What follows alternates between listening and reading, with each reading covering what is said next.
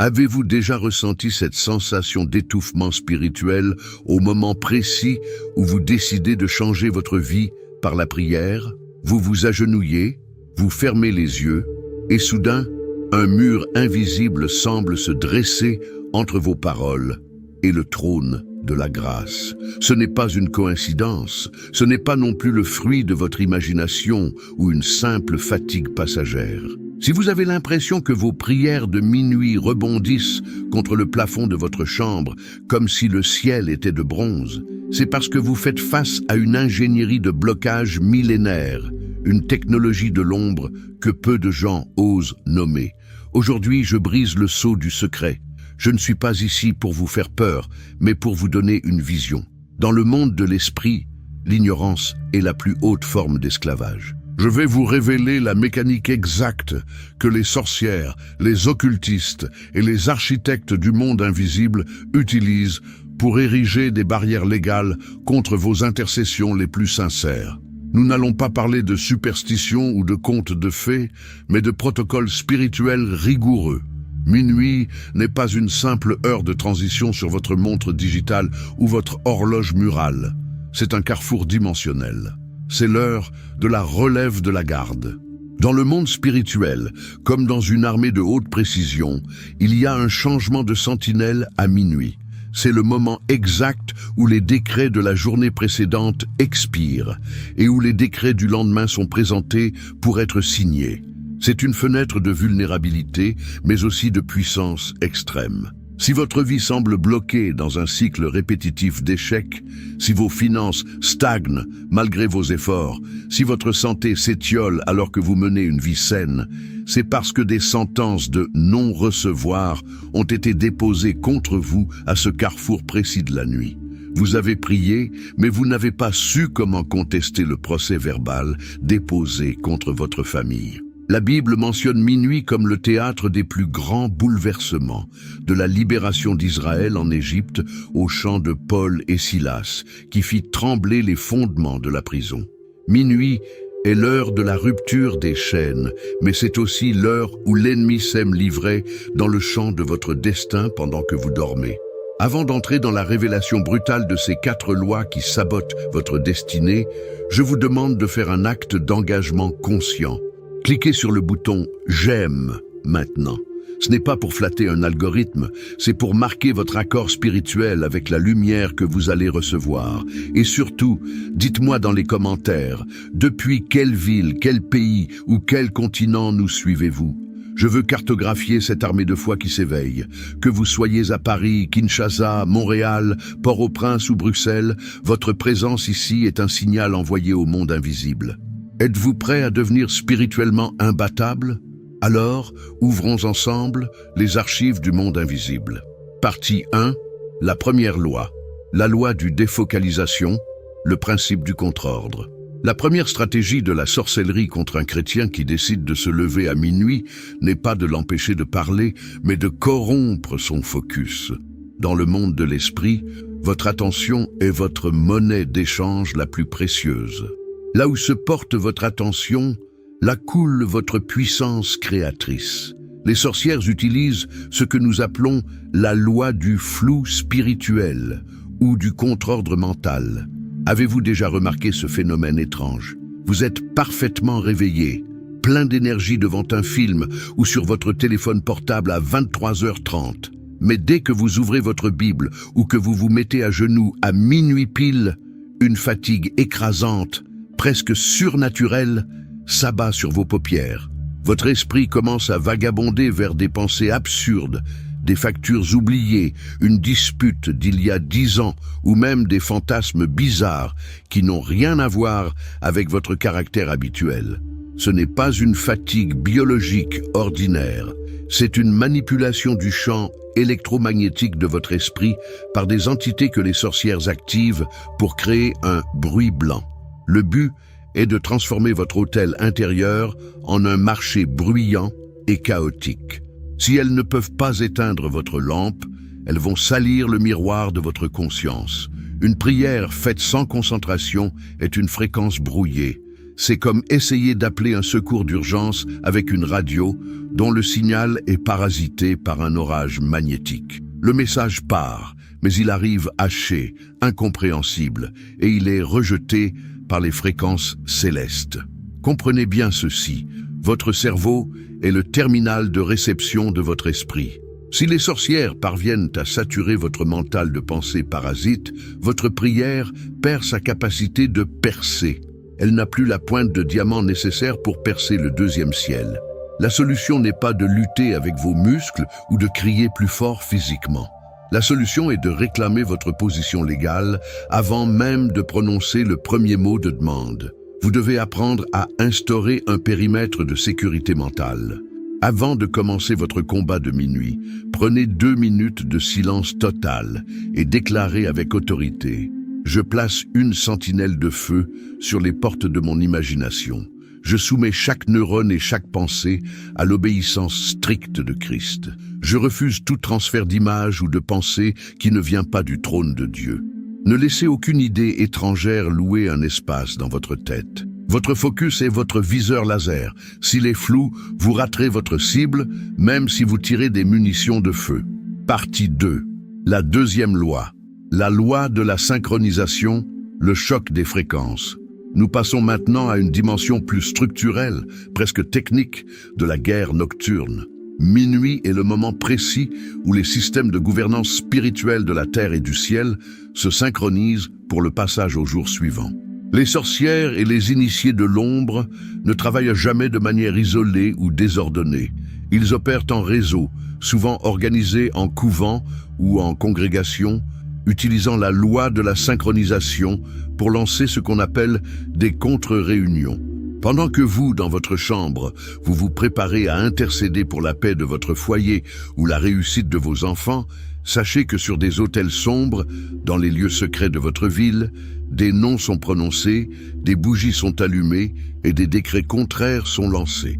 C'est un véritable bras de fer invisible.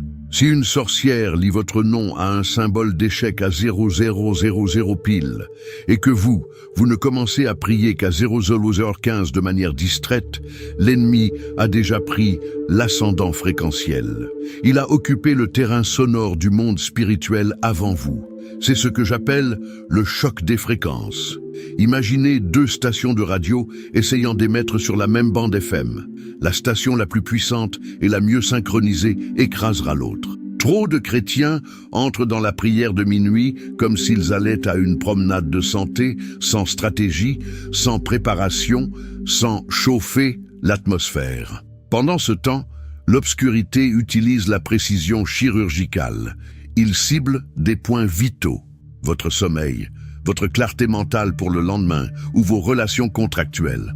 Pour vaincre cette loi de synchronisation maléfique, vous devez devenir un maître de l'anticipation. Ne soyez pas un croyant qui ne fait que réagir aux attaques. Soyez celui qui établit la juridiction spirituelle de sa zone. La Bible nous donne la clé avec Paul et Silas. Ils ne faisaient pas que prier, ils chantaient des louanges. La louange à minuit n'est pas un simple intermède musical, c'est un bombardement de fréquences célestes.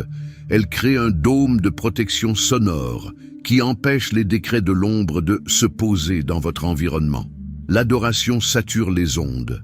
Elle occupe les lignes de communication spirituelle.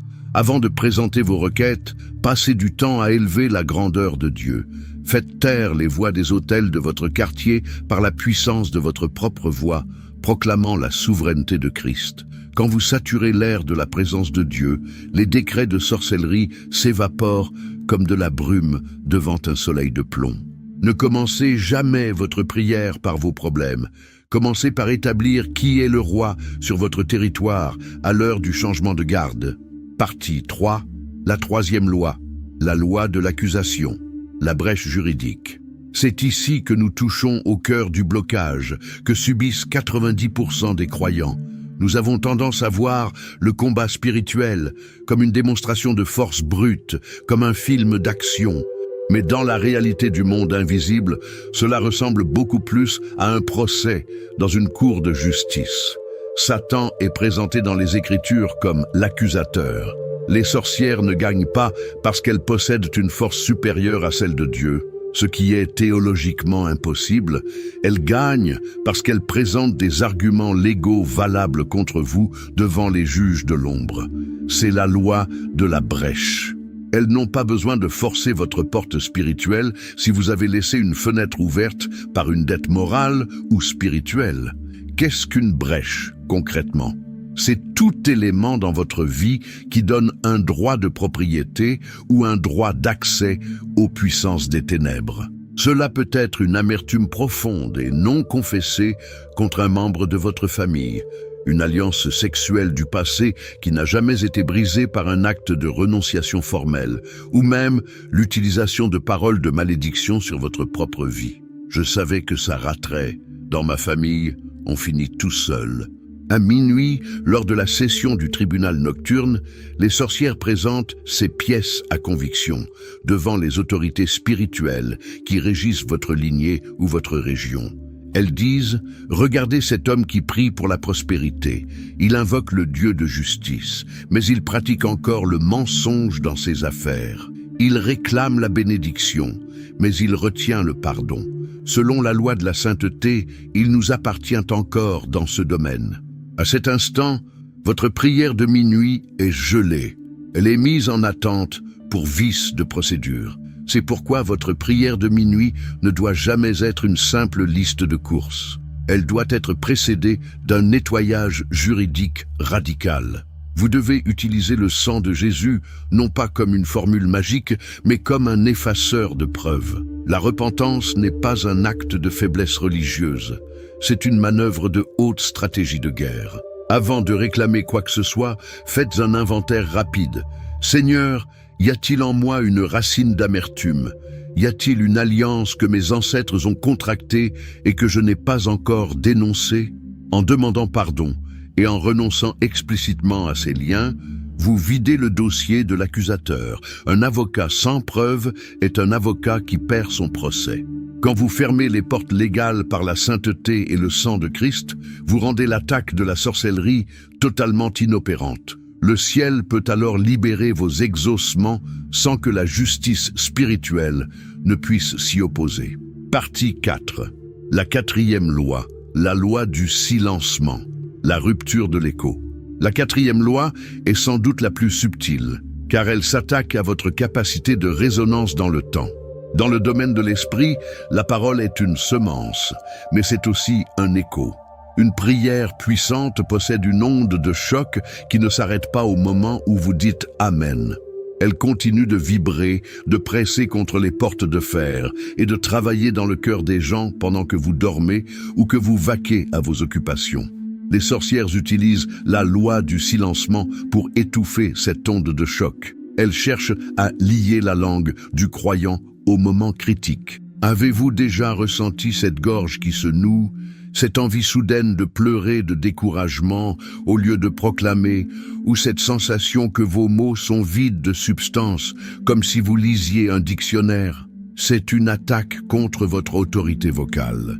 Elles savent que si elles peuvent réduire votre prière à un murmure sans foi ou à une répétition religieuse mécanique, elles ont rompu l'écho. La Bible nous montre la différence entre les prophètes de Baal sur le mont Carmel et Élie. Les prophètes de Baal ont crié toute la journée, ils se sont scarifiés, ils ont fait beaucoup de bruit, mais il n'y eut ni voix, ni réponse. Leur écho était mort. Mais quand Élie a prononcé quelques paroles précises, alignées sur la volonté de Dieu, le feu est descendu. Pourquoi? Parce qu'Élie possédait la consécration des lèvres. Les sorcières craignent par-dessus tout le chrétien qui comprend que sa bouche est un instrument de création. La foi vient de ce qu'on entend, et ce que vous entendez de votre propre bouche à minuit définit la réalité de votre lendemain. Pour briser cette loi du silencement, vous ne devez jamais vous contenter de prier dans votre tête. Le monde invisible est sensible aux fréquences sonores. Vous devez proclamer les Écritures à haute voix. Pourquoi? Parce que la parole de Dieu est une épée, mais une épée n'est efficace que si elle est dégainée et maniée. En parlant, vous saturez l'invisible de la volonté de Dieu. Votre voix devient une onde de choc qui déstabilise les structures moléculaires des maléfices. Avant de prier, demandez au Saint-Esprit de baptiser votre langue de feu. Que chaque mot qui sort de votre bouche soit chargé d'un poids spirituel, tel que les ténèbres n'aient d'autre choix que de reculer. Ne laissez pas l'ennemi vous voler votre voix.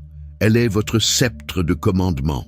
Partie 5. L'intelligence spirituelle et les 4 clés de la victoire totale. Maintenant que nous avons disséqué les méthodes de l'adversaire, vous ne pouvez plus retourner à une vie de prière médiocre.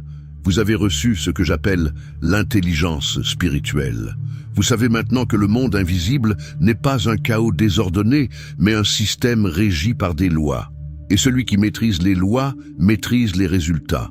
Comme je le dis souvent, la guerre ne se gagne pas par la force physique, mais par l'exactitude de la connaissance appliquée. Pour briser définitivement l'influence de ces 4 lois de l'ombre, je vous remets aujourd'hui 4 clés de domination que vous devez activer lors de votre prochaine veille de minuit. La clé de l'alignement mental. Ne commencez jamais une prière sans avoir stabilisé votre focus.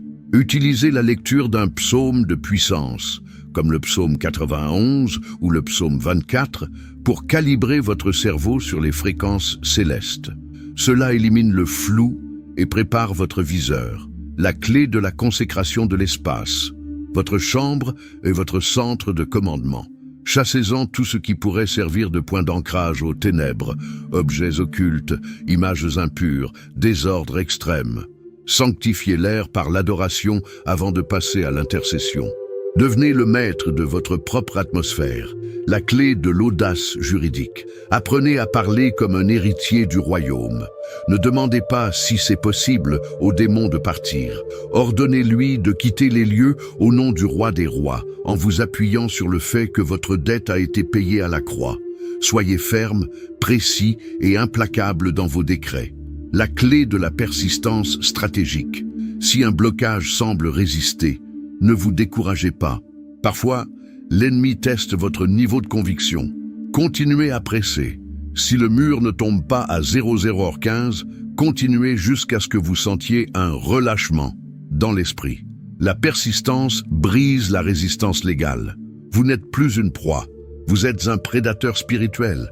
Les sorcières qui surveillaient votre vie avec mépris vont maintenant réaliser avec terreur que le lion qui dormait en vous vient d'ouvrir les yeux.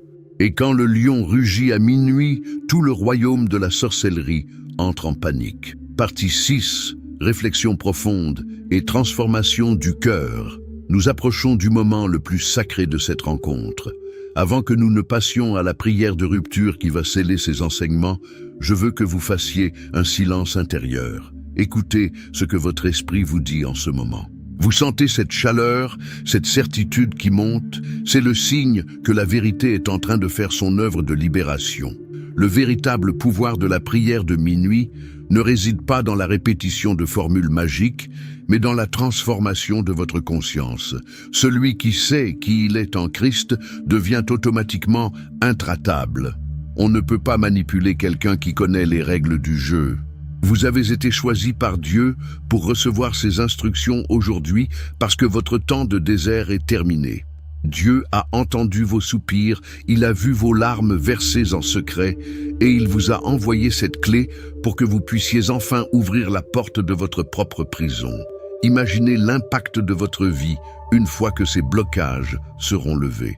Votre carrière qui décolle enfin, votre santé qui se restaure miraculeusement, vos enfants qui marchent dans leur destinée sans être freinés par des malédictions ancestrales. Tout cela est possible parce que la lumière a exposé les tactiques de l'ombre. Ne craignez plus jamais la nuit n'est plus votre ennemi, elle est devenue votre terrain de triomphe, votre laboratoire de miracles. Préparez-vous. Car la prière que nous allons faire ensemble n'est pas une simple demande, c'est une exécution juridique. Seigneur Dieu, Tout-Puissant, juge de toute la terre et Père de mon Seigneur Jésus-Christ, je me tiens devant ton trône de justice en cet instant de transition. Je m'approche avec assurance, revêtu de la justice de Christ et couvert par son sang précieux. Au nom de Jésus, je révoque et j'annule maintenant la loi du défocalisation dans ma vie. Je commande à tout esprit de confusion, de lourdeur surnaturelle et de distraction de quitter mon champ mental immédiatement. Mon esprit est un autel pur. Ma pensée est captive de la lumière. Je déclare que mon focus est tranchant comme une épée. Je brise et je détruis la loi de la synchronisation maléfique. Je déclare que tout autel, tout cercle de sorcellerie et toute réunion occulte activée contre mon nom à minuit sont maintenant frappés de confusion. Je déconnecte ma destinée de tout calendrier satanique. Je sature l'atmosphère de ma maison de la présence du Saint-Esprit. Ma fréquence est la fréquence du ciel, et aucune onde de l'ombre ne peut l'interrompre. Père, je ferme aujourd'hui chaque brèche légale. Je demande pardon pour mes péchés et ceux de mes ancêtres. Je renonce à toute amertume, à toute haine et à toute alliance impure. Je déclare que l'accusateur n'a plus aucune pièce à conviction contre moi. Le sang de Jésus efface les dettes, brise les contrats et déchire les actes de condamnation. Je suis libre de toute réclamation légale des ténèbres. Je libère maintenant l'écho prophétique de ma voix. Je brise la loi du silencement. Ma langue est le burin d'un habile écrivain. Chaque parole que je prononce ce soir devient un décret irréversible. Je déclare que mes prières percent les cieux, renversent les forteresses et produisent des fruits visibles dans ma réalité physique. Je décrète que ma saison de stagnation est terminée, je marche dans la domination, je respire la victoire et je possède mon héritage. Au nom puissant de Jésus-Christ. Amen. Le travail spirituel est accompli. Vous devez maintenant matérialiser cette victoire.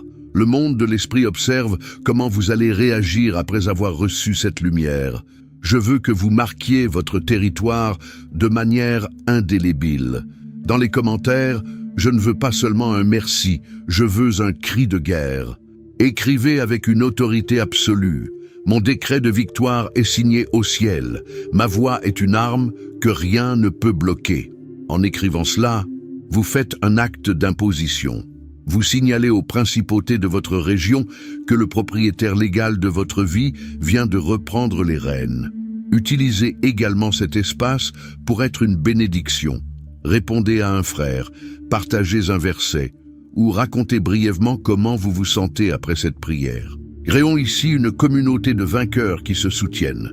Votre témoignage est une flèche de plus dans le carquois de Dieu.